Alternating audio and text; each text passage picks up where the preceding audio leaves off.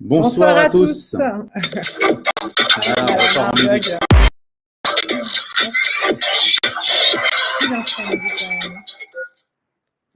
Bonsoir à tous. Hop, voilà, c'était un petit bug avec le live juste derrière, donc forcément ça ne marche pas. C'est toujours bien d'avoir un petit écho. Et puis comme c'est que la troisième fois qu'on bosse avec Michel Live Studio, Michel fait des petites boulettes. Bon, et puis en plus, comme on accueille des gens de la Silicon Valley, c'était pour montrer qu'ici aussi en France, on sait faire les choses correctement. Voilà. Donc, petit rappel, les pitch battles, c'est tous les mercredis soirs. C'est hyper fun, comme on vient de le voir. Et la semaine dernière, c'était fun, mais c'était aussi utile puisque un des membres de notre jury a trouvé une des startups plutôt intéressantes et a demandé à la revoir après, ce qui fait donc deux semaines de suite des fonds qui, c'est pas notre promesse, mais qui, en plus de passer un bon moment, de donner du feedback et de la visibilité et du temps à des start-upers, leur ont en plus offert plus que ça puisqu'ils leur ont demandé de les revoir plus tard, ce qui est plutôt pas mal. Voilà. Ce soir, on a la chance d'avoir un jury, comme d'habitude, paritaire, et on salue Sista qui nous soutient et qu'on aime beaucoup. Donc, ce soir, on accueille Juliette Maupin d'Isaïe. Bon. Voilà, bonsoir Juliette. Bonsoir Juliette. Hello, bonsoir à tous. Tu peux te présenter en quelques mots, tu dois le faire mieux que moi. Ça marche. Donc, je m'appelle Juliette, je suis investisseur chez Isaïe depuis 2 ans. Et Isaïe, notre spécificité, c'est qu'on est un fonds d'entrepreneurs financé par plus de 250 entrepreneurs de la tech. On a backé des boîtes comme Blablacar, Malt ou Evaneos. Et on investit en early stage dans des startups avec des tickets de 100K à 3 millions d'euros. Merci beaucoup Juliette d'être avec nous ce soir. Et on accueille aussi Romain Serment, pour qui ce n'est pas vraiment ce soir. Oui, il est 11h30. Bonjour Romain. Est-ce que tu peux Salut à vous deux. Romain Serment, je représente BPI France aux États-Unis depuis plus de 6 ans maintenant. Trouver du deal flow pour nos équipes d'investissement et celles qui font du financement, donc de la dette, et trouver des fonds américains dans lesquels on peut investir, et comme LP, Limited Partners, c'est ceux qui investissent chez les VC, et puis aider les boîtes, modestement. Voilà. Exactement. On a eu la chance effectivement de te rencontrer dans la Silicon Valley et de te voir à l'action. C'était plutôt un bon moment. Donc, petit rappel de comment va se passer cette pitch battle. Donc, avec Nash, on représente Light Me Up. On est des entrepreneurs, passionnés par les entrepreneurs. Et donc, on a décidé de remonter à un petit événement de networking et de remettre un peu de fun dans cette période un peu compliquée. Je pense que c'est pareil dans la Silicon Valley qu'en France.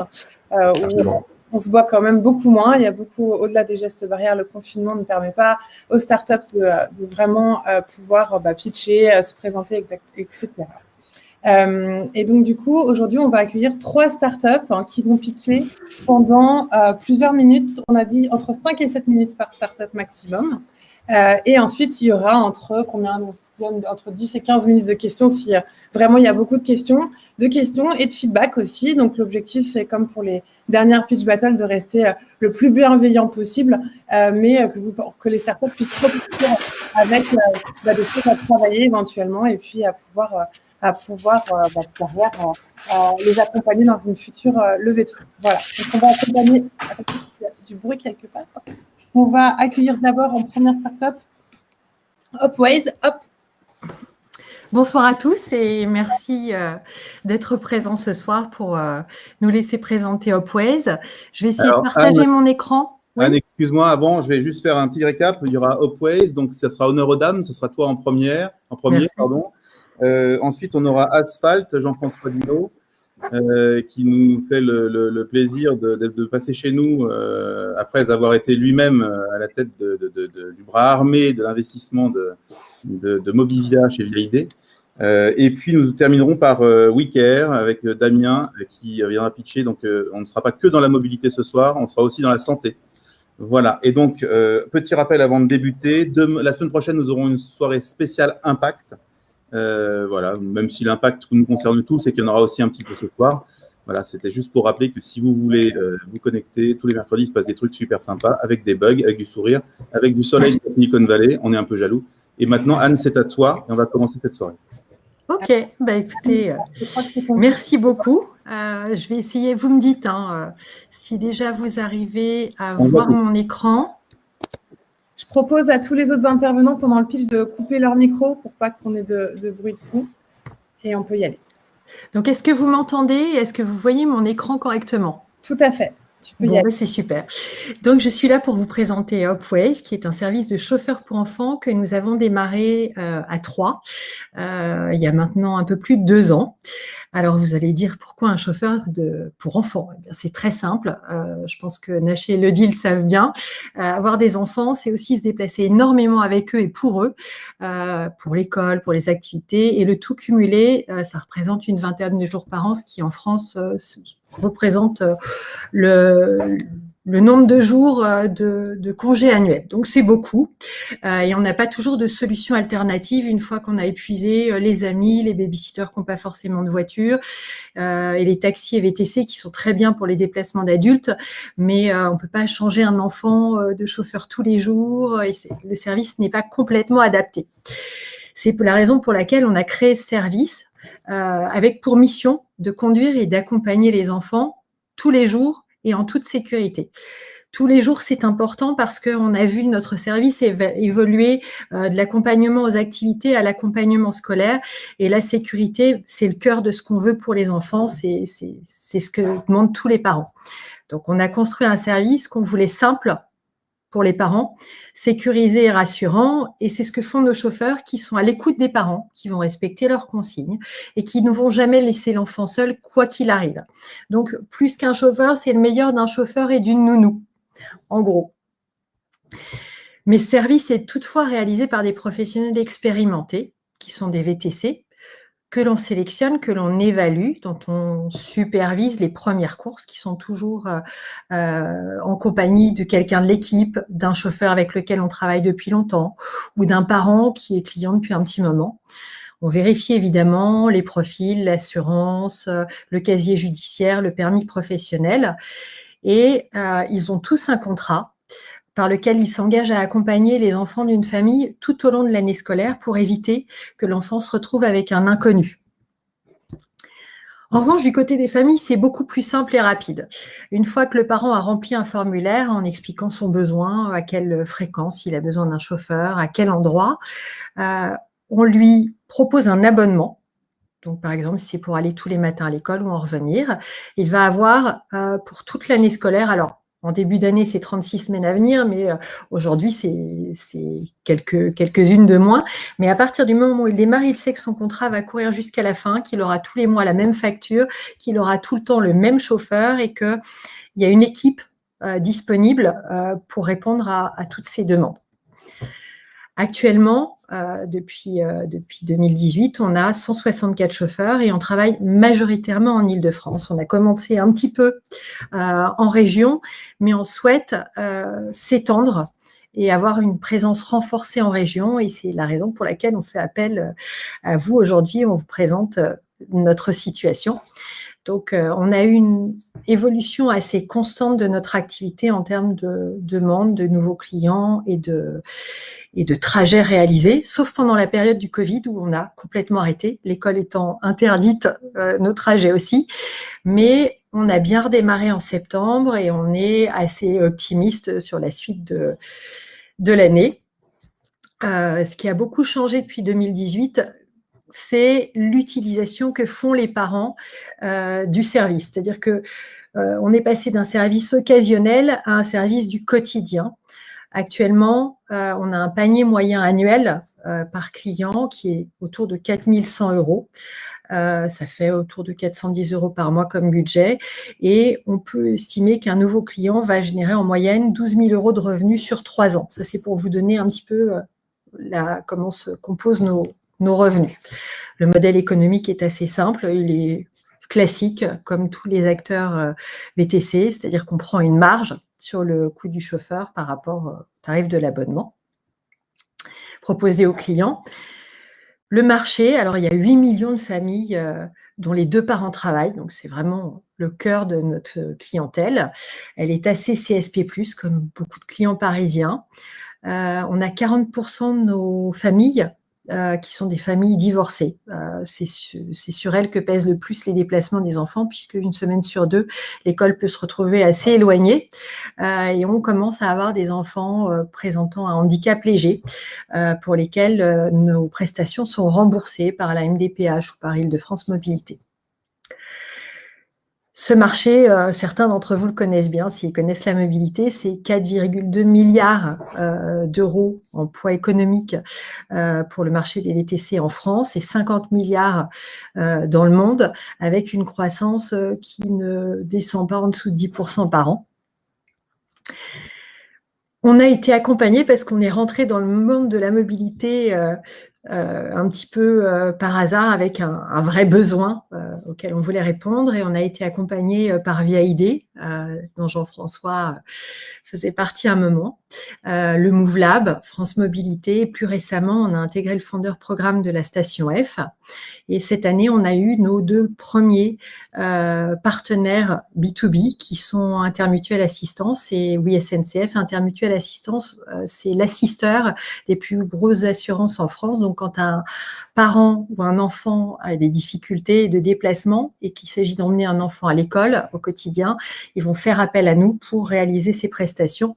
Quant à Oui SNCF, à la demande, quand on est en fin de parcours, quand les enfants voyagent avec le service junior et compagnie, et quand les parents le souhaitent, on fait le préacheminement. Donc en fait, c'est du porte-à-porte depuis le moment où l'enfant va voyager seul de sa maison jusqu'à la destination finale. Nos prochaines étapes, on souhaite évidemment renforcer notre présence géographique et augmenter notre activité, la multiplier par 5 dans les 12 prochains mois, et également développer une nouvelle technologie qui traduit cette confiance qui existe entre les parents, le chauffeur et l'équipe, qui puisse être le reflet de ce qui se passe à tout moment. Et pour ça, on a besoin d'un budget d'1 million d'euros pour les 2 prochaines années, essentiellement consacré pour 400 000 euros à des recrutements en région, opérationnel et commercial, pour aller conquérir chaque nouvelle ville, en marketing, pour faire mieux connaître la marque, et en technologie, pour avoir les applications qui sont, aujourd'hui on est présent sur Internet, mais les communications entre les parents et les chauffeurs seraient plus fluides au sein d'applications et avec un bon outil qui gère la récurrence des trajets. Aujourd'hui, ces outils n'existent pas puisque tout le monde du VTC est tourné sur le à la demande. Et puis plus tard, le plus rapidement possible, on aura besoin d'un investissement estimé à 800 000 euros pour chaque nouveau pays européen dans lequel on se développera. Notre équipe, alors il y a Marietta qui s'occupe de l'opérationnel, qui est en relation avec les parents et avec les chauffeurs. Il y a Sophie qui s'occupe de tout l'aspect gestion et finance de notre activité. C'est elle qui veille à ce qu'on soit toujours rentable à tout moment. Olivier qui a rejoint notre équipe et qui est spécialisé dans les outils de transport. Il a travaillé pour Chabet, qui est l'ancêtre d'Uber. Il a travaillé pour la RATP. Et moi qui m'occupe essentiellement, je travaillais avant dans le développement de produits, donc de développer notre activité. Et j'ai créé notre premier site internet jusqu'à l'arrivée d'Olivier. Je vous écoute pour vos questions. J'avais beaucoup de choses à vous raconter, donc j'espère ne pas avoir été trop rapide et je suis à votre disposition. Et je vous remercie de m'avoir écouté. Merci beaucoup. Alors, on va écouter… On va donner la parole aux dames, encore une fois. On donne la parole aux dames. Juliette, tu veux commencer? Merci beaucoup, bravo Anne pour la présentation. J'avais une première question qui est sur la taille de marché, parce qu'en fait, dans ton pitch, tu donnes la taille de marché globale du marché des VTC. Oui. Est-ce que tu as fait une estimation sur ta cible en particulier et ta verticale? Parce que c'est quelque chose qu'on regarde beaucoup en temps ici. Alors, pour l'instant, on est sur effectivement, on connaît le poids économique de ce marché. On n'est pas encore… On travaille avec les acteurs économiques de ce marché, puisqu'on travaille en direct avec les VTC, qui sont nos partenaires, un par un, en société pour certains. Donc, à mesure qu'on touchera la cible des parents, qui est une cible nouvelle, et du transport d'enfants, on va prendre des morceaux de ce marché. Mais il est encore très difficile à mesurer. On voit que la croissance est constante. On voit qu'on arrive à augmenter la participation financière de nos clients. Maintenant, c'est difficile à mesurer puisque c'est quelque chose qui n'existait pas auparavant. Donc, on ne peut pas dire, on estime que par rapport à des concurrents sur le marché, on va représenter tel poids économique. Ok, je comprends. On a des critères d'évolution. Nous, on sait que on souhaite multiplier par 5 notre activité. On sait quel chiffre d'affaires on souhaite atteindre dans 2 ans, dans 3 ans, dans 5 ans. On a une série de projets. Donc oui, on peut le quantifier par rapport à ça. Ok, et du coup, ça donne quoi quand tu le quantifies par rapport à toi, le chiffre d'affaires que tu veux atteindre? Alors, c'est toujours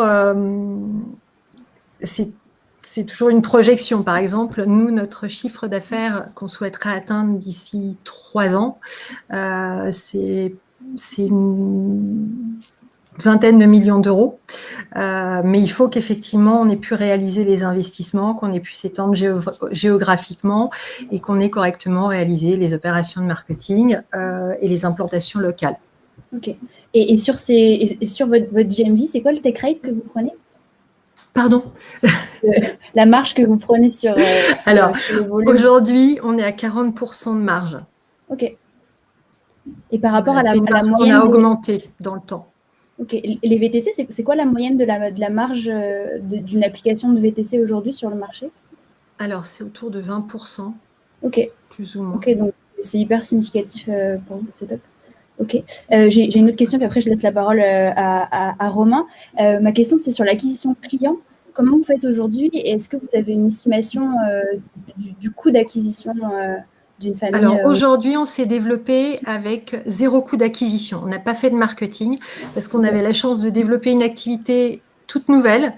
Donc, on a eu un petit peu de presse et ça s'est fait beaucoup par le bouche à oreille, justement parce que les tarifs étaient élevés, donc avec des clients qui ont un fort taux de recommandation entre eux. Et à mesure qu'on se développe, effectivement, maintenant, on pense que le marketing peut vraiment avoir un impact sur notre développement et sur notre croissance, puisque jusqu'à présent, ça s'est fait sans. Donc, à 0 coût d'acquisition, on arrive à avoir une bonne rentabilité et à avoir un vrai chiffre d'affaires. Donc, ça, c'est un principe intéressant. C'est-à-dire que les clients s'approprient le service comme on se recommande une bonne nounou ou un super resto. C'est vraiment quelque chose qui rentre dans l'affect. Oui, c'est top. Des familles. Romain? Je me unmute. Anne, coucou à Juliette. J'ai pas dit bonjour. Coucou aussi. Bravo d'abord. Merci beaucoup. Bravo Anne, c'est super et c'est très clair. Alors, il y a beaucoup de choses, mais on va essayer d'aller à l'essentiel. D'abord, premièrement, le problème. C'est très bien, tu vas commencer par le problème, qui est toujours le début d'une histoire. Et tu as commencé ton pitch par ce sujet en évoquant un point et un seul, qui était le temps passé par les parents pour transporter les enfants chaque année à l'école. Je pense que tu aurais peut-être intérêt à développer encore plus quand même cette question du problème. Par exemple, vers la fin de ton pitch, tu évoquais un deuxième problème. Celui que tu as évoqué est important, évidemment, c'est le temps passé par les parents pour emmener les gosses. Mais tu as évoqué le cas des parents divorcés. Oui. Donc ma question est la suivante. Est-ce que tu as une idée de l'étendue du problème lié au transport des enfants? Par exemple, est-ce que c'est lié d'abord uniquement à l'école ou est-ce qu'il y a d'autres cas d'usage? Emmener les enfants à des activités périscolaires, le week-end, aller chez des copains, etc. Deuxièmement, c'est une question, hein. Des enfants de quel âge? De quel âge parle-t-on? Ça peut permettre d'évaluer le marché, qui était la question de Juliette. Est-ce qu'il y a des questions psychologiques liées à l'enfant? Est-ce qu'il préfère être avec les parents ou avec les choses? Est-ce que tu es capable de développer beaucoup plus en profondeur les problèmes que tu traites? Oui, tout à fait. C'est vrai qu'on a bien analysé le problème et on interroge régulièrement nos clients. Par exemple, les enfants avec un handicap léger, c'était pas du tout notre cible de départ, mais il y a une fatigue des parents et des enfants qui vont passer 2 heures 2 fois par jour parce qu'il y a tout un circuit pour un enfant handicapé. Donc du coup, ils préfèrent payer et se faire rembourser plutôt que d'utiliser le service gratuit, par exemple. Et ça, on mesure pas à quel point ça peut être pesant. Au départ, tant qu'on l'a pas expérimenté, nous, en direct, avec les chauffeurs, avec les parents, et les parents sont extrêmement bavards sur leurs difficultés. Les parents divorcés, une semaine sur 2, quand il y en a un qui s'éloigne de la ville, pour maintenir une garde alternée, en fait, c'est un véritable outil. C'est-à-dire que si l'enfant ne peut pas aller à l'école seul, eh bien, on va dire que il va rester avec un seul des parents. C'est un vrai gros enjeu sur lequel finalement les parents sont capables d'un sacrifice financier qu'ils ne feraient pas autrement. Et pour les enfants, alors l'expérience des enfants est super intéressante. On peut malheureusement pas, pour des raisons on peut interroger les parents, mais on peut difficilement interroger et partager le témoignage des enfants, mais c'est de vraies histoires qui se construisent avec les chauffeurs. Pour l'instant, à part ceux qui ont déménagé ou dont les enfants deviennent grands, on transporte des enfants de 3 à 12 ans.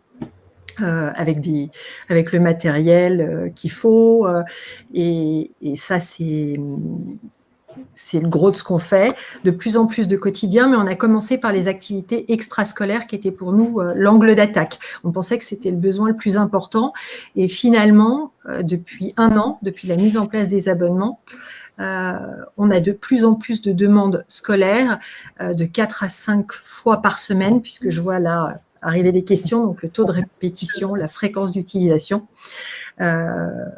Et c'est là que c'est important parce que c'est là qu'on sécurise le service et c'est là qu'entre en jeu vraiment la qualité de ce qu'on propose. C'est pas le Uber pour enfants, c'est vraiment un service du quotidien pour les familles, pratiquement au même titre que le babysitting ou la nounou.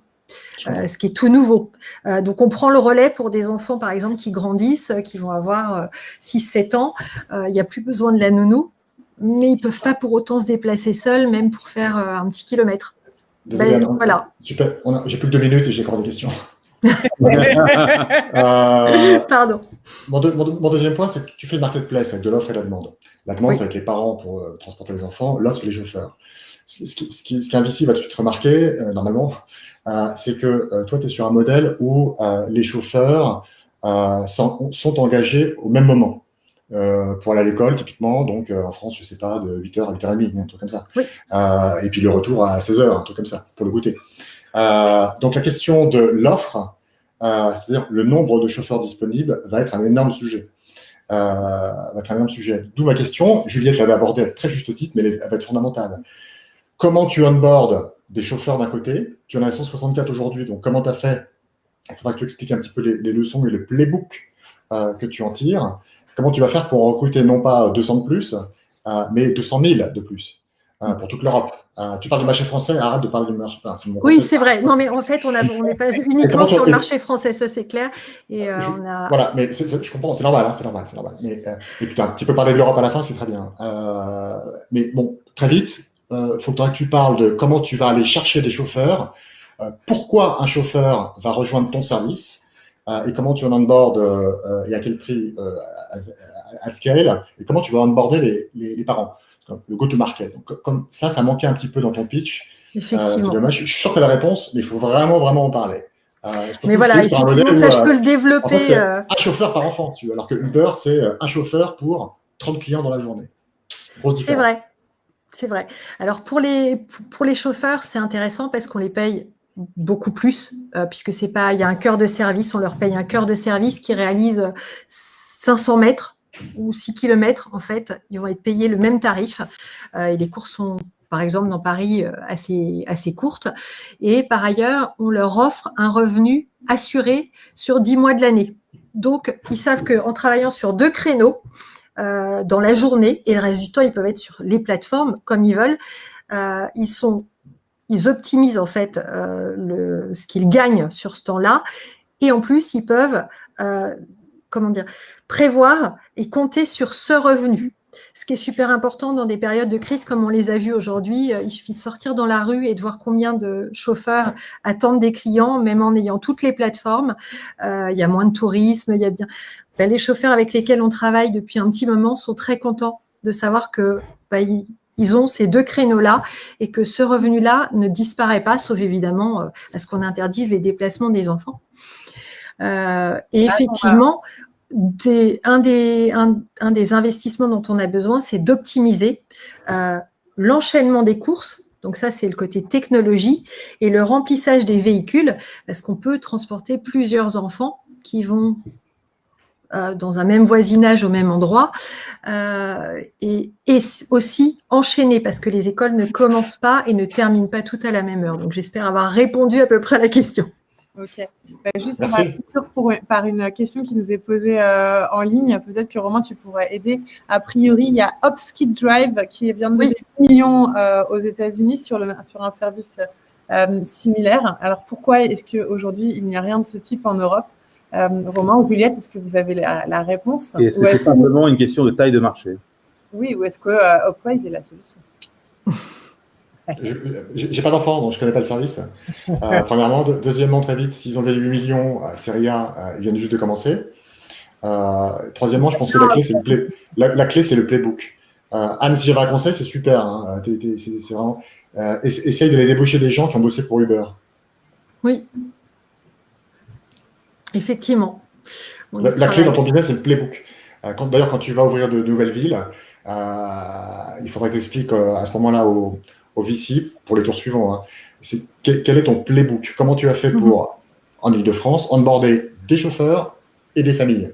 Après, le but du jeu, ça va être d'augmenter, comme tu l'as dit, l'engagement et l'usage, plus d'enfants par voiture, plus de courses par chauffeur, etc. etc. Donc, une espèce d'achalandage, c'est-à-dire qu'ils vont chercher les enfants les plus près possible pour les emmener collectivement à la même école, etc. Bon, ça, c'est pour la suite. Mais c'est vrai qu'on a plein de choses à dire et voilà, on améliore chaque jour et c'est vraiment extrêmement passionnant comme aventure parce qu'elle n'a pas encore de modèle en Europe. Et aux États-Unis, c'est différent parce que les distances sont plus grandes et c'est pas leur première levée, c'est leur 3e ou 4e et je crois qu'ils ont levé plus de 40 millions jusqu'à présent. Voilà. Juliette, un feedback, un conseil peut-être pour il y a les distances aux US qui sont plus grandes et de manière générale, c'est plus facile de lancer sur un marché unifié avec une seule marque à créer, une seule langue à gérer que l'Europe qui est assez complexe en fait parce qu'il y a beaucoup de langues différentes et donc des efforts justement d'exercice du playbook dans tous les pays qui fait que c'est potentiellement plus cash intensive en fait, donc plus de cash pour lancer l'Europe que pour lancer les US. Après, s'il n'y a pas de concurrents encore, faut voir. Je ne sais pas s'il y a des concurrents locaux, tu vois, en Allemagne, en Espagne. Je ne sais pas si ça existe. Il n'y en a pas beaucoup. Enfin, il n'y en a pas qui ont atteint. Il y a des villes qui s'y intéressent. Donc, on regarde. Nous, on est toujours ouverts à des partenariats. Mais jusqu'à présent, on n'a pas vu quelque chose de majeur. Et on a des demandes de parents là pour la Belgique, pour la Suisse. On a des demandes pour l'Allemagne, parce qu'on a Marietta qui est allemande aussi, donc des partenariats possibles. Et on a hâte d'y aller. Merci beaucoup, Anne. Voilà. Merci à tous. Merci à tous. Et merci pour vos conseils et vos retours. C'est sympa quand il y a beaucoup on pourrait en parler des heures. Merci aux garçons derrière qui attendent aussi parce qu'on avait promis que ça serait un peu plus rapide, mais peu importe, c'était très instructif. On va passer à Jean-François et Asphalt. Donc, je vais te laisser très vite la parole, comme ça, on va passer à la suite. Alors, attends, je te remets ton micro, voilà. C'est bon. Si tu peux partager ton écran, peut-être. Non, je disais, j'ai aucun problème pour attendre en écoutant Anne. Ça doit faire 3 ans quand même, Anne, que je te suis. C'est ça. Mais bravo pour votre chemin. Et on est encore qu'au début. Bien, moi, je suis venu vous présenter mon nouveau bébé qui s'appelle Asphalt. Et je vais essayer de vous partager mon écran. Jack. C'est parti. Est-ce que vous voyez mon écran? Normalement, c'est bon. Tout à fait. Parfait. Allez, on va faire vite. Donc, Asphalt que j'ai créé depuis quelques mois maintenant, quel est notre problème, comme on disait à l'instant. En fait, on vient s'attaquer au marché du vélo urbain en partant du fait qu'on est en pleine révolution de l'usage du vélo dans les villes, et spécialement du e-bike, donc du vélo assistance électrique, qui est devenu une solution et une opportunité pour de multiples enjeux. Les déplacements urbains, c'est le meilleur moyen de se déplacer dans la ville. Ça met n'importe quel point de la ville à 15 minutes de là où on est et sans suer, sans grand effort, mais tout de même très bon pour la santé et très bon pour notre planète. Et le tout, en fait, vient d'être accéléré de manière incroyable par la crise Covid, qui a changé nos comportements. On pouvait penser que c'était un feu de paille à la sortie du premier confinement, mais en fait, c'est parti pour de bon sur nos comportements de mobilité urbaine. On a 70% des franciliens, juste pour vous donner un exemple, qui veulent changer leurs habitudes de mobilité post-confinement. C'est des taux incroyables lorsqu'on parle de changements sociétaux, mais c'est ce qu'on est en train de vivre en termes de révolution. Et donc, on va changer de paradigme. Là où on est sur une voiture qui est au centre du jeu depuis la Ford T, qui est certainement l'objet le plus marketé au monde et l'objet qui a fait l'objet de plus d'investissement marketing au monde depuis la Ford T, à un challenge du modèle car-centrique vers quelque chose qui va basculer vers du bike-centrique pour plus de monde, et donc une part modale du vélo qui va augmenter de manière exponentielle, et spécialement en France, où on voit des taux de croissance de plus 30, plus de 50% sur le marché de l'e-bike. On a des taux de passage de vélo à Paris qui sont de plus de 60% par rapport à l'année dernière. Donc pareil, on vit des moments de changement très profonds. Et on va passer d'une part modale aujourd'hui ridicule en France de 2 à 3% à rattraper des parts modales qui peuvent ressembler à celles de l'Allemagne ou de la Belgique, où on va toucher plus de 10 ou 12%. Et dans tout cela, en fait, il y a un enjeu pour les entreprises. Et donc, Asphalt s'attaque à un service qui est celui du vélo de fonction. La voiture de fonction est une icône des packages de rémunération qui doit évoluer. C'est une icône des années, on va dire, 80, où les cadres se battaient pour savoir s'ils avaient une Audi, une BM ou une Peugeot. Aujourd'hui, on a des cadres, des dirigeants, spécialement dans les grandes métropoles et encore plus à Paris, qui refusent leur voiture de fonction parce que la voiture est devenue un problème, de savoir où la garer, la voiture est chassée des villes, et en plus c'est devenu quelque chose qui ne transmet plus ce qu'on a envie de donner de soi-même et de son lifestyle. Mais on ne rejette pas la voiture non plus, on y reviendra. Mais en tout cas, en termes de package et d'éléments de rémunération et d'avantages en entreprise, la voiture de fonction, elle est clairement challengée par des solutions plus vertes, plus smart, plus multimodales. Et donc, on travaille à créer des ensembles, des bundles, voiture plus vélo, vélo plus voiture, ouvrir les packages de mobilité de fonction à beaucoup plus de monde que les seuls quelques élus qui pouvaient avoir droit à une voiture de fonction. Parce qu'en fait, l'objet vélo et vélo assistance électrique, qui grosso modo est un objet qui coûte à partir de 2 000 €, on va commencer à 1 000 €, mais ça peut monter à plus de 10 000, et ben c'est 7 à 10 fois plus accessible qu'une voiture. Et donc, c'est un élément d'investissement, mais en même temps très accessible, qui permet de proposer quelque chose parfois à la totalité des collaborateurs de l'entreprise. Et c'est un élément fort de développement de la marque employeur. On estime que le marché français du vélo de fonction, à 2025, il sera entre 3 et 500 000 vélos en flotte. C'est donc une valeur d'1 milliard qui sera en flotte à 5 ans. C'est un enjeu énorme et un très très beau marché à attaquer. Donc notre proposition de valeur, c'est pour les utilisateurs qu'ils puissent choisir le vélo de leur rêve de manière très abordable, parce qu'il est non seulement sous forme de loyer, mais aussi largement subventionné en tout ou partie par l'entreprise, pour qu'il en fasse son véhicule du quotidien. Et côté entreprise, c'est un élément fort de la marque employeur pour recruter et fidéliser les talents, et c'est déployable largement, c'est vecteur de sa politique RSE. Et donc, cette offre, ça commence à une 40aine d'euros par mois, vélo, plus assurance, plus maintenance. tactiquement, on vient en fait, notre métier et notre première cible, c'est de travailler avec les DRH et avec les responsables RSE des entreprises pour leur fournir des outils. On vient se positionner, comme vous le voyez ici, entre un extrême qui est le remboursement du pass transport, qui est en train de se transformer dans des packages type forfait mobilité durable, qui devient le ticket restaurant de la mobilité, d'un côté. Mais là, on est sur des budgets qui vont jusqu'à une quarantaine d'euros par mois et qui ne sont pas spécialement différenciants, qui sont super, mais qui deviennent des must-have dans l'entreprise. Le FMD risque même de devenir en France quelque chose d'obligatoire.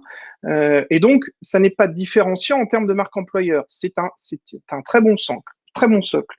Et à l'opposé, on retrouve la voiture de fonction qui commence à elle, on va dire, aux alentours de 500 euros par mois. Et entre les deux, rien pour la politique de mobilité des collaborateurs. Sachant que la mobilité en tant que telle, ça compte à 30% dans les enjeux de rester ou de rejoindre une entreprise pour un collaborateur. La mobilité au sens large, c'est aussi les politiques de télétravail, etc. Mais le fait que je passe un bon moment ou un mauvais moment, un long moment ou un court moment pour aller au travail, ça compte à 30% dans les critères de choix, quasiment autant que la rémunération.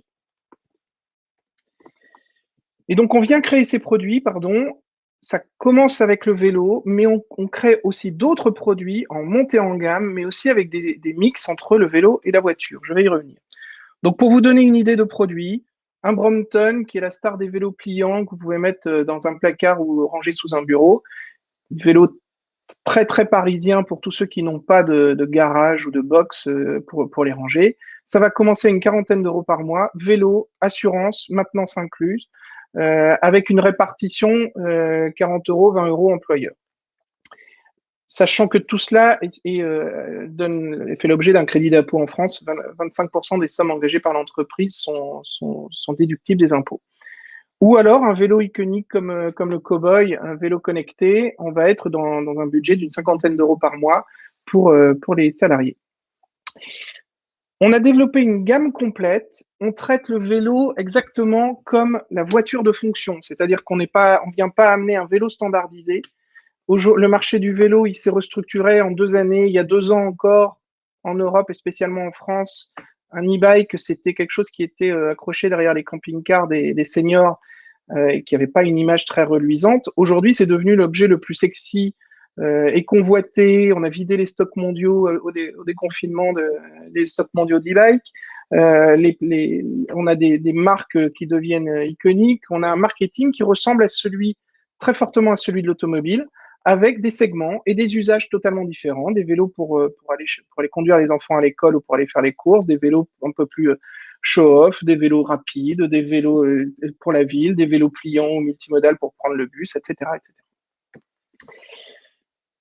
Et on a noué en fait un partenariat stratégique avec la société ALD. ALD, c'est une filiale de la Société Générale qui est le leader mondial du leasing automobile et spécialement des véhicules de fonction. Ils ont entre 20 et 30% de part de marché à travers le monde. En France, c'est 30%.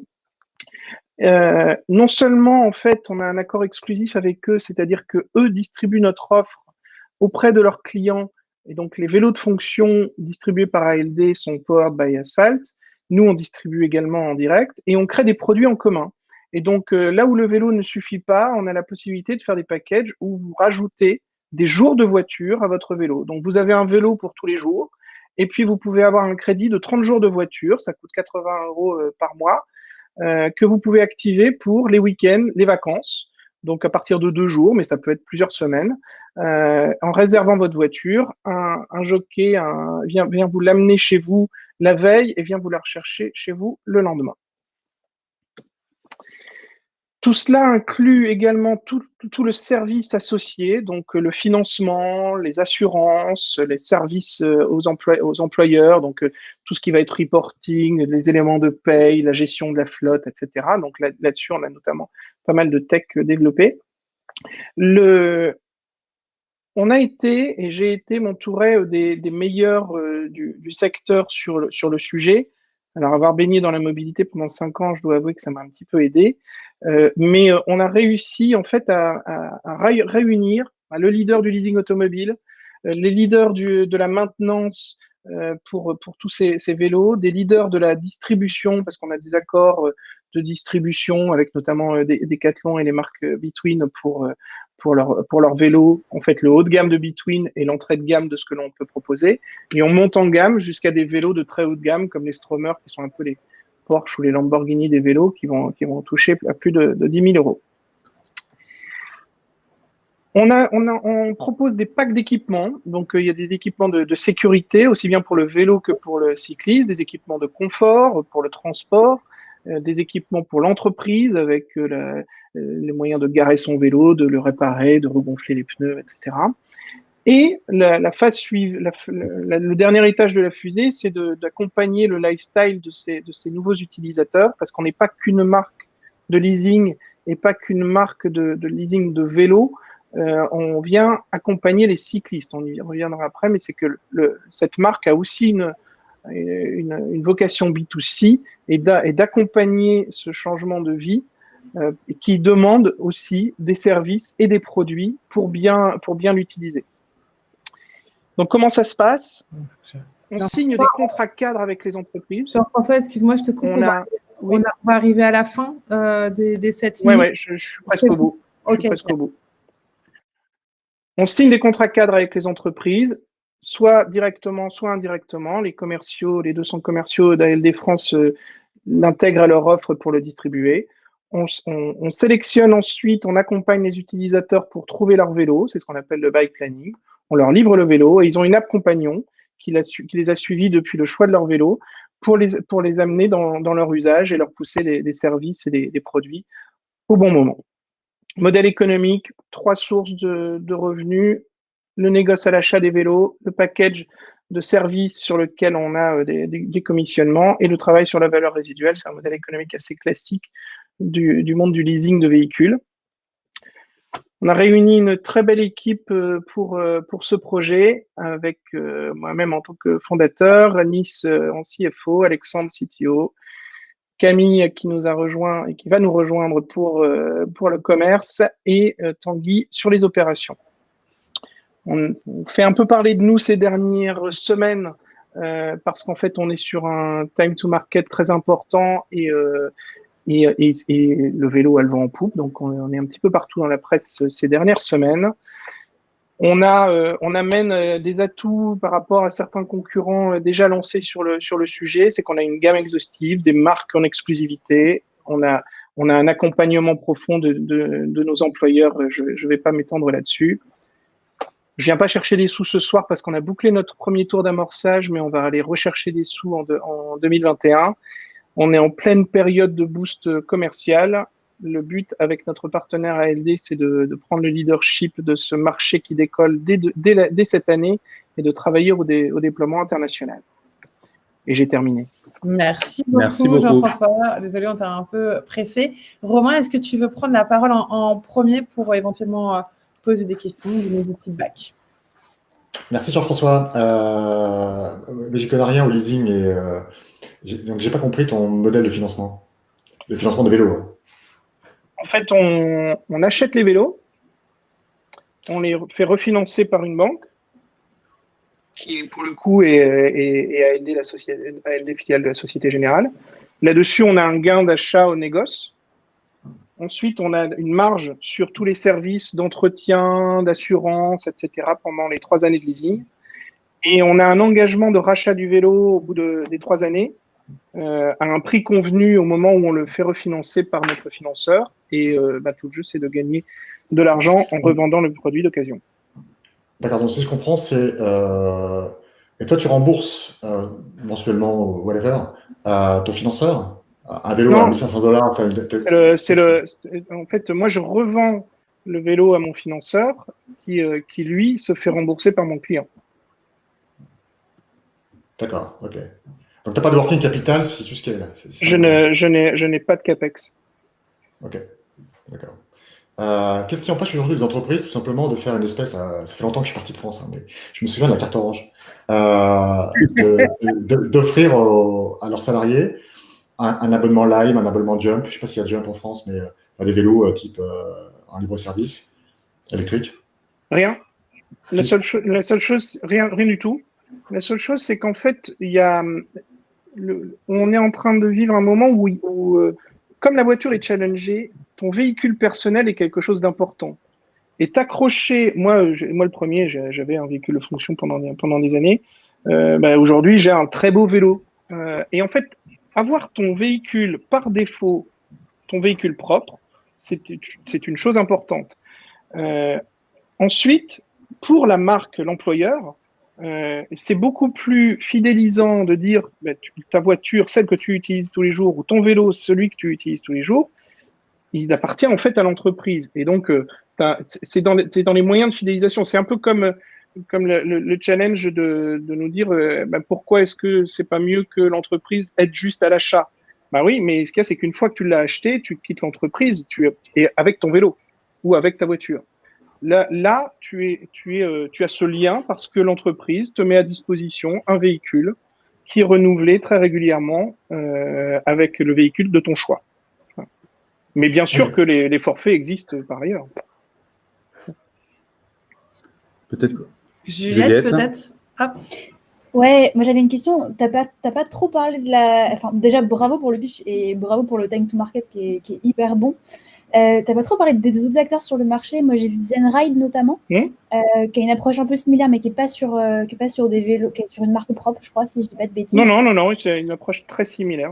C'est pareil. Ils sont passés au Move Lab avec nous il y a un petit 2 ans. Oui, ce sont des concurrents et amis. Mais on a une approche un petit peu différente du parcours client et l'accord.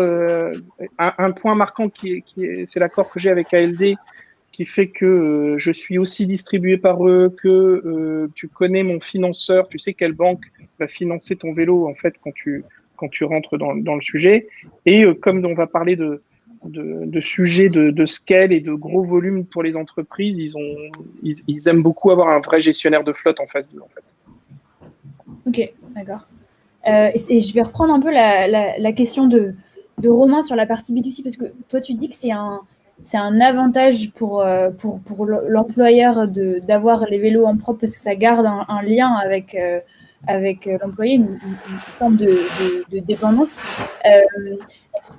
Aujourd'hui, il y a déjà une loi qui permet aux entreprises de financer les véhicules en personne. Je crois que c'est 200 € par an ou quelque chose comme ça, qui permet aussi de récupérer les subventions le forfait mobilité durable. Ouais, le forfait mobilité. Il peut être étendu, ce forfait mobilité, ou il est capé?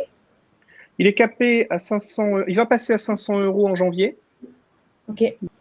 Donc, ça te fait une quarantaine d'euros par mois. Et donc, souvent absorbé par ton passe transport. Ok, parce que là, du coup, c'est compatible dans le use case en fait que les entreprises ont, c'est compatible avec le pass transport en plus du vélo mis à disposition? C'est au choix de l'entreprise. Ok. Et aujourd'hui, vous avez combien de clients? Est-ce que le service est déjà mis en place?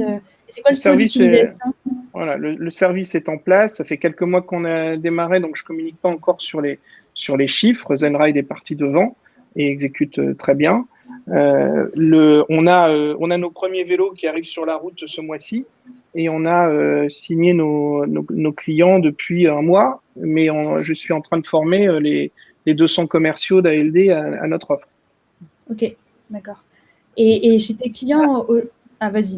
Non, vas-y, tu avais une dernière question.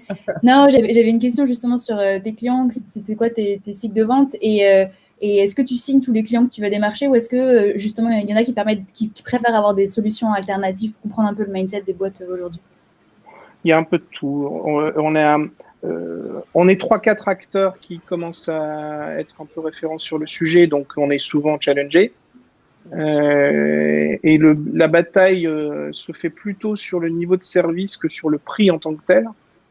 Et attends, excuse-moi, l'autre facette de ta question, c'était la typologie des clients.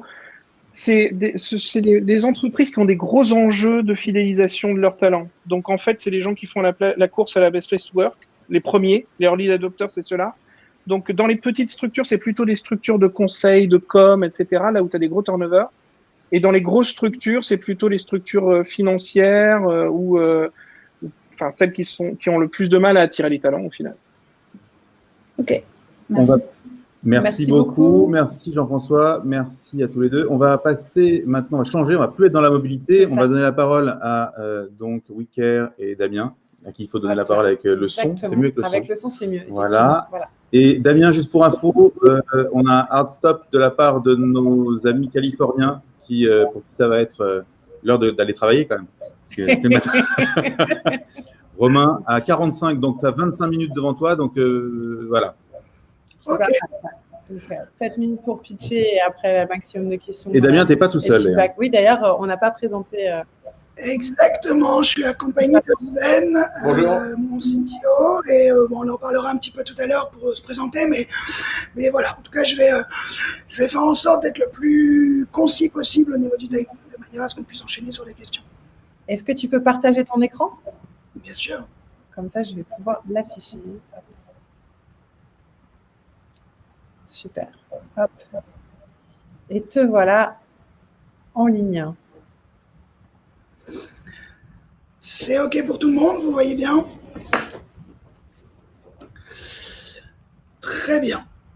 Alors, on est WeCare et notre mission, c'est d'améliorer le système de santé pour mieux soigner les gens. Alors, ça vous est déjà arrivé, j'imagine, d'être malade.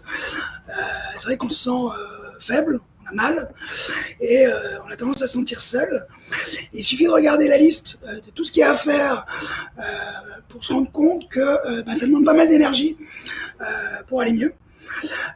Et pour le coup, il suffit de se dire que déjà pour une grippe, c'est compliqué, mais pour peu qu'on ait une maladie de longue durée, maladie chronique, ça devient carrément ingérable. Je sais de quoi je parle, pour le coup, ça fait une trentaine d'années que je cumule les problèmes de santé, les maladies chroniques et autres. Et le constat est assez implacable. Sur les 170 millions de traitements qui sont dispensés rien qu'en France chaque année, le taux d'observance moyen, c'est-à-dire la propension des gens à se soigner correctement, ne dépasse pas 40%. Ce qui veut dire qu'il y a plus de 100 millions de traitements qui sont tout simplement mal suivis. Et les conséquences sont hallucinantes. Les maladies, évidemment, finissent par s'aggraver, ou en tout cas elles durent. Les hôpitaux, à un moment donné, finissent par être surchargés. Et tout ça s'ajoute à la facture du système de santé et représente un extra cost de 10 milliards. C'est un sujet qui concerne absolument tout le monde à un moment donné dans sa vie, mais a fortiori, ça prend des proportions assez importantes pour les 8 millions de Français, et je ne parle même pas du niveau européen, qui sont concernés par les affections de longue durée.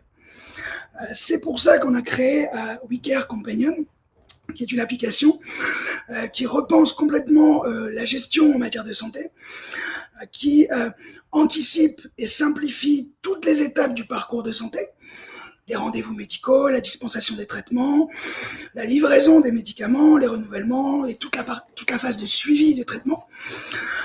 L'application permet de coordonner et maintenir informée l'équipe de soins avec des vraies données réelles live, et on apporte la pédagogie et la motivation dont a besoin le patient pour rester mobilisé sur son traitement. En réalité, on s'occupe de tout de manière à ce que le patient puisse, lui, se concentrer sur la chose la plus importante, prendre son traitement. Grâce aux innovations technologiques, on remet le patient au cœur de l'action, et en couplant le machine learning, l'intelligence artificielle et de l'intelligence émotionnelle, on crée pour le patient une expérience qui est à la fois prédictive, personnalisée, motivationnelle, mais aussi complètement intégrée. Et c'est le moment idéal pour agir. Les attentes sont fortes, notamment sur le plan politique, avec entre autres le plan santé 2022.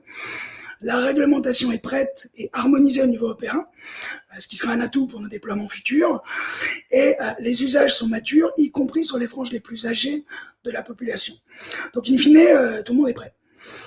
Aujourd'hui, le marché est complètement segmenté et la majorité des acteurs qui y sont présents sont B2B et vont progressivement et péniblement vers le patient lui-même.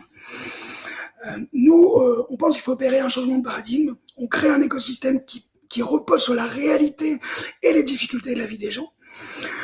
Et on y intègre les équipes de soins, donc les médecins, les pharmaciens, les aidants, les aides-soignants, etc., pour offrir à chacun une expérience qui soit à la fois holistique et complètement intégrée.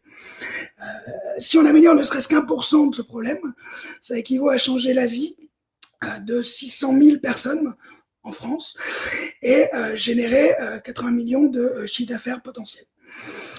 Et c'est justement en améliorant le travail de chacun qu'on gagne de l'argent.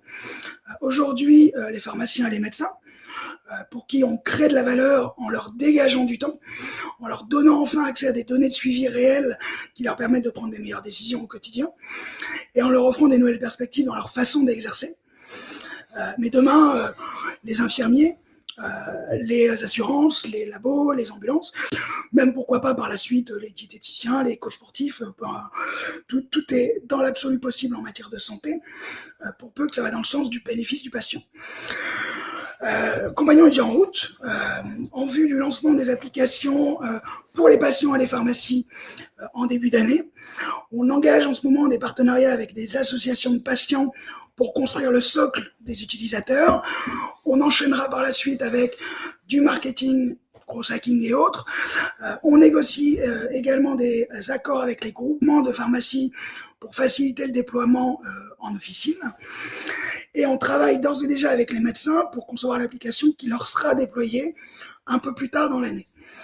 On s'est fixé pour objectif d'atteindre à fin d'année prochaine un onboarding de 50 000 utilisateurs, 200 pharmacies et 100 médecins généralistes, et on vise une rentabilité à horizon 2023. On est une équipe expérimentée avec un track record de certains. Judith, donc, qui s'occupe des aspects BizDev. Sven, qui est à mes côtés, qui gère toute la partie technique. Et quant à moi, je gère le produit et puis un peu tout le reste en attendant de continuer à se structurer. On a tous entre 15 et 20 ans d'expérience dans le digital et on a bossé ensemble à peu près une dizaine d'années. Et on est entouré d'advisors tech, dont Grégory Besson, qui est aussi notre premier investisseur, et des advisors santé sur l'ensemble des projets qu'on adresse pour tester et sécuriser tout le projet. Et on prévoit des investissements à hauteur d'1,5 million sur la première phase du déploiement, ce qui nous donne 18 mois, notamment pour structurer l'équipe et déployer suffisamment de marketing pour atteindre nos objectifs. Ce qui est cool, c'est que notre MVP c'est déjà totalement financé. Donc, si ça vous dit de construire l'avenir de la santé avec nous, on serait ravis d'en discuter. Merci beaucoup. C'était super beau pitch. Je vais laisser la parole à Juliette pour commencer sur les feedbacks et questions. Moi, j'allais te dire Romain, parce que si Romain doit nous quitter avant. Allez, Romain, au cas où, désolé Juliette. Non, Juliette d'abord, les femmes, honnêtement. Ah, ok. Avant, c'était moi en premier, c'est à Juliette. C'est gentil, merci Romain. Merci beaucoup Damien pour ton pitch, c'est hyper intéressant. Donc, dans un premier temps, je cherche à mieux comprendre comment fonctionne le produit et le user journée. Est-ce que c'est en B2C que tu fais ton acquisition et qu'après tu dois onboarder les médecins qui sont sur le parcours du patient, ou est-ce que tu passes par les médecins dans un premier temps qui prescrivent l'utilisation du produit à leurs patients? Non, en fait, on part... alors, d'une part, pour ce qui est d'équiper les officines de notre application, et concrètement, on leur met clé en main carrément la tablette et déjà installée. Donc, il y a effectivement un travail commercial auprès des officines pour déployer la première brique du projet. Et effectivement, on onboard d'abord le patient, entre autres à travers les associations, mais également en direct. Et on s'appuie sur le patient pour être prescripteur, au-delà des aspects commerciaux sur les professionnels de santé, mais pour être effectivement également prescripteur auprès de leur médecin et éventuellement leur pharmacie de référence. Ok. Et comment ça se passe aujourd'hui, ça? C'est facile d'onboarder des médecins sur un tool qui ne connaissent pas, qui vont devoir aussi utiliser assez fréquemment. Comment ça se passe concrètement? En fait, concrètement, ce qui existe aujourd'hui pour les médecins et qui est une première étape vers la transformation digitale du secteur du système de santé et notamment sur les médecins de ville, c'est que il y a des premières fonctionnalités, des premiers services qui existent essentiellement sur la prescription et la consultation. Le problème, c'est que déjà aujourd'hui, il n'y a pas beaucoup d'intelligence et d'aide au diagnostic et d'aide à la prescription. Et néanmoins, ça permet de commencer à sensibiliser à la transformation. La manière dont on attaque le sujet pour onboarder les médecins, c'est effectivement d'ores et déjà, avant même qu'un médecin souscrive au service à travers l'application qui lui sera mise à disposition, c'est de lui permettre de recevoir des bulletins de suivi envoyés par son patient qui, lui, utilise pour son suivi médical et notamment l'observance de ses traitements l'application. Et donc, avant même de décider de souscrire ou non, il voit les bénéfices à travers les données de suivi de son patient qui lui sont envoyées, évidemment, sur acceptation, sur décision de son patient. Donc, finalement, il y a la possibilité d'avoir une visualisation du bénéfice. Et forcément, ça l'invite à lui-même souscrire pour le recommander à toute sa patientèle. Ok. Est-ce que vous verticalisez les pathologies, que vous l'adressez? Parce que je challenge juste un truc, c'est que j'essaie de comprendre aussi, mais c'est qu'en fait, vous avez énormément de fonctionnalités sur l'outil, énormément d'acteurs aussi à onboarder sur le projet. Ça paraît assez complexe d'arriver à lancer tout ça en même temps. C'est quoi votre approche concrètement aujourd'hui sur le marché? On y va par étapes. Déjà sur le plan fonctionnel, ce que l'on déploie dans le MVP, alors je vais juste supprimer le Slack qui m'embête. Ce que l'on déploie dans le MVP, en termes de fonctionnalité, c'est la possibilité pour un utilisateur de scanner son ordonnance, l'envoyer à sa pharmacie, recevoir ses médicaments, alors souvent click and collect, sous livraison, et avoir un setup de, finalement, on gère la dispensation numérique du traitement, donc d'avoir un setup de tout le traitement qui est désormais numérique. On oublie l'écriture du 3 fois par jour sur la boîte. Tout ça désormais est dans l'application, géré automatiquement au moment de la préparation de la commande par le pharmacien. Et à partir de là, on a une première phase d'utilisation de l'application sur tout le volet de suivi du traitement. Et une fois qu'on a déployé l'onboarding sur les problématiques d'observance et d'accès aux médicaments, on remonte le parcours sur les briques amont qu'on déploiera par la suite, à savoir la prescription numérique, donc avec de l'assistance, de l'intelligence, et la consultation. Mais effectivement, la consultation et donc les médecins, ce sont les sujets qu'on adressera un peu plus tard dans l'année. On se concentre vraiment sur le moment clé du parcours où j'ai une ordonnance, qu'elle soit numérique ou pas, et toute la suite du parcours. Ok, ça marche, merci. Romain, à toi. Romain, à ton tour. Attends, Romain, je te remets le micro. T'as pas de micro. Vas-y, voilà. excuse-moi. C'est bon, tu peux parler. Merci. Oui, merci Damien, bravo, parce que vouloir, comme c'est la tagline, qui m'a choqué parce que elle est vraiment, c'est l'une des plus ambitieuses au monde que j'ai vues. C'était améliorer le système de santé pour mieux soigner. Donc bravo pour cette mission. Ouais, j'ai vu des trucs ambitieux. Mais là, tu fais fort, donc c'est très bien, bravo. Alors le problème, c'est que derrière, il va falloir quand même, et c'est toutes les questions qu'a posées Juliette, j'avais les mêmes. Derrière ça, ça veut dire que les VC auxquels tu vas parler, ils ne sont pas médecins. Ils sont malades de temps en temps, mais ils ne sont pas médecins. Et donc, je pense qu'il y a plein de choses que tu as racontées que la plupart des gens ne vont pas comprendre, parce que c'est un peu trop ésotérique. La réaction principale que j'avais, c'était vouloir recréer, comme je l'ai compris en tout cas, je peux complètement me tromper, comme à peu près toujours d'ailleurs, mais vouloir recréer, si tu veux, l'ensemble du système de santé, alors, en France dans l'espèce, mais encore une fois, j'insiste, la France c'est très bien, il faut commencer quelque part, et commencer sur le marché français, c'est très très bien. Il faut penser au-delà du marché français, qui est à l'échelle mondiale tout petit quand même. Voilà, je souligne, c'est mon petit côté San Francisco, mais voilà.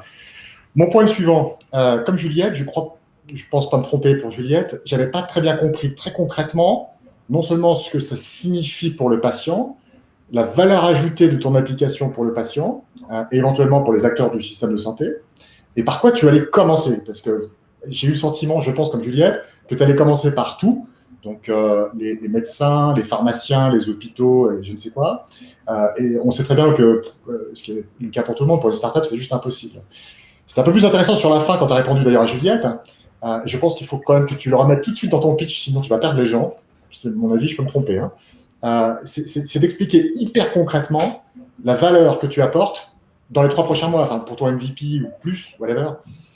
Qu'est-ce que ça veut dire très, très concrètement au début de ton aventure, au début de ton application, qui a vocation à se développer, mais qu'est-ce que ça veut dire concrètement pour le patient? Qu'est-ce qui se passe dans sa vie? Et il faudra que tu expliques que tu considères que, là tu parlais des prescriptions, je ne sais pas du tout comment ça se passe les prescriptions en France, je comprends que c'est le bordel. En t'écoutant, il faut écrire sur les machins, et si c'est le bordel, tant mieux, mais c'est ça qu'il faut que tu expliques. Je commence par les prescriptions, mais j'y connais rien, et c'est un bordel sans nom pour les patients, c'est un enfer. Et ça a des conséquences, cet enfer. Je dis n'importe quoi parce que je ne connais pas ton sujet. Il n'a pas toutes ses prescriptions, il n'a pas tous ses médicaments, ça prend du temps. Peut-être que le pharmacien lui-même est perdu, peut-être que le pharmacien lui-même perd du temps, etc., etc. Mon point, c'est que tu prends un problème, un seul, dans la vie du patient. C'est le problème par lequel tu vas commencer. Ce n'est pas le seul que tu veux régler. Tu expliques en détail et de manière hyper simpliste pour des VC qui sont des gens ultra simplistes. Qu'est-ce que ça veut dire ? En français dans le texte, et puis que tu le règles. Voilà. Là, en t'écoutant, j'ai eu le sentiment ambition fantastique, mais il veut recréer, Damien, l'ensemble du système de santé français. De mon point de vue, tu veux recréer le système de santé américain, qui, je pense, est encore plus compliqué. Là, dans ma tête, je me dis, bon, c'est super, mais bon courage, mon vieux, parce que tu vas vouloir comme ça. Commence par un sujet, et t'es allé sur ce chemin-là en répondant à Juliette. Commence par expliquer. En plus, tous les gens sont malades, donc je pense que en France, comme partout dans le monde, tout le monde a eu, j'espère pas, mais l'expérience des difficultés du parcours de soins. Par exemple, tu vois, aux États-Unis, pour le coup, je pense que c'est en t'écoutant, c'est un peu mieux parce que quand on sort de chez le médecin qu'on a une prescription, Walgreens est déjà au courant. Et le patient va juste chez le Walgreens et on remet, bonjour monsieur Sarment, c'est mon nom. On remet mon médicament, super. Si ce n'est pas le cas en France, c'est très bien de traiter ça, mais explique-le hyper clairement en te concentrant sur ce sujet-là et en expliquant voilà ce que je vais traiter dans les 6 prochains mois. Sinon, c'est mon sentiment, tu vas perdre l'investisseur. Parce que ça part dans tous les sens et ce n'est pas hyper précis. Voilà. Mais en fait, en répondant à Juliette, je trouvais que tu allais dans ce sens-là. Et donc, il faut que ce soit dans le pitch et pas dans la réponse. Ce serait dommage. Ouais, c'est un peu mon sentiment très général. Ok, très clair. Mais j'ai jamais vu un sujet aussi ambitieux que le tien.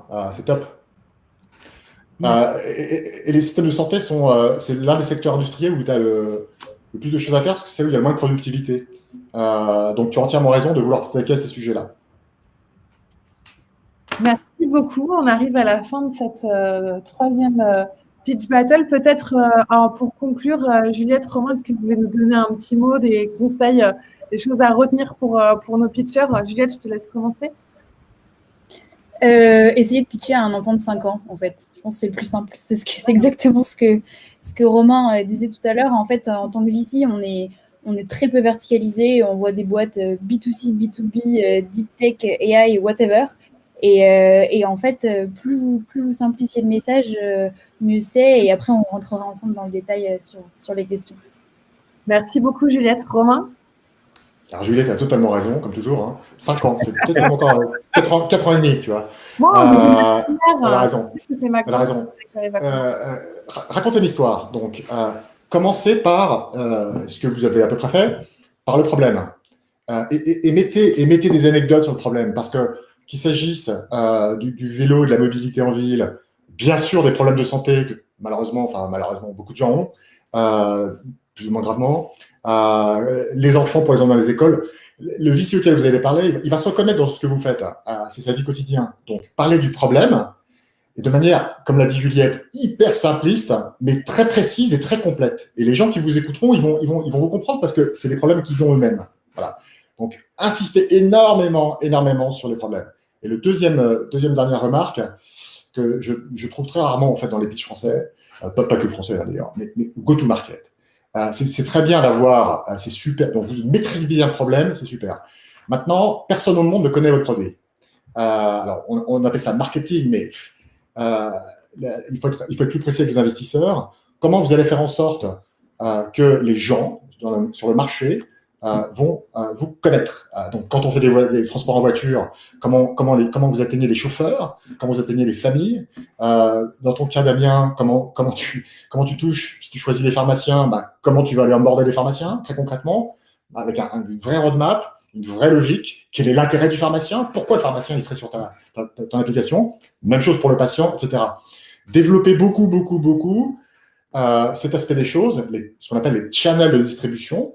On sait, normalement, un VC qui n'est pas trop débile saura que vous allez tenter des choses. C'est pour ça qu'on va vous donner un petit peu d'argent pour faire un petit peu plus de Facebook, pour faire un peu d'Instagram, si c'est du consumer, pour faire autre chose, dès lors que c'est scalable à terme. Bien sûr qu'il saura ou elle saura que vous ne savez pas tout de suite. Vous allez le découvrir en cours de route, mais au moins donner des indications sur comment vous allez chercher les gens sur les 12 prochains mois. Ça manque. Je ne dis pas que c'était votre cas aujourd'hui, mais attention à ça manque vraiment trop souvent. Merci beaucoup. Merci à tous et merci aux millions de téléspectateurs qui vous ont vus, de Zoom spectateurs, je ne sais pas comment on appelle ça aujourd'hui. Je suis vieux moi aussi. Merci pour votre intervention, merci pour votre conseil. Et on vous donne rendez-vous la semaine prochaine avec 2 VC qui sont plus orientés impact. Vous n'êtes pas verticalisés chez les VC, mais il y a quand même certains qui se spécialisent un petit peu autour des sujets à impact. Et on retrouvera donc Founders Future avec Sandra Korn et Citizen Capital avec Olivier Mougenot. Et donc, on vous dit à la semaine prochaine. Merci à tous. Merci à tous. Bonne soirée. Au revoir.